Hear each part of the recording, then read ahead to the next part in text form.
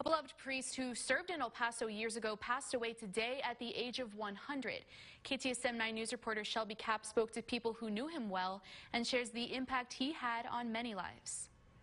Father Rahm started serving as a priest here in El Paso back in 1952. 12 years later, he left to Brazil, but the impact he had on the community of El Paso is one that could never be forgotten. You may have seen a mural in downtown El Paso that shows a priest riding on a bike. This is Father Harold Joseph Rahm. In a way, many El Pasoans remember him best. I was in high school, and he would ride his bike. I went to Cathedral High School.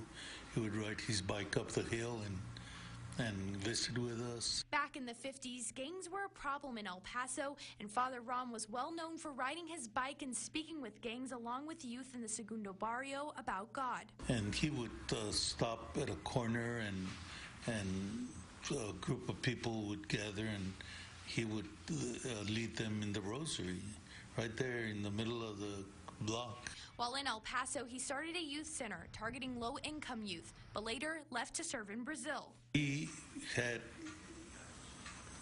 maybe 20 drug rehabilitation centers in Brazil. People loved him.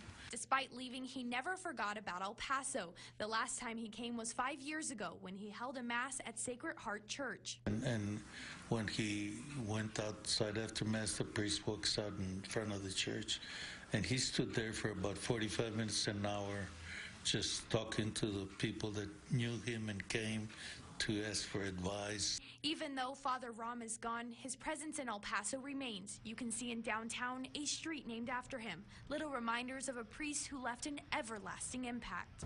Sacred Heart Church tells me that Father Rahm will be buried in Brazil tomorrow, but they plan to hold a vigil here in El Paso within the next few weeks. Reporting from downtown El Paso, Shelby Kapp, KTSM 9 News.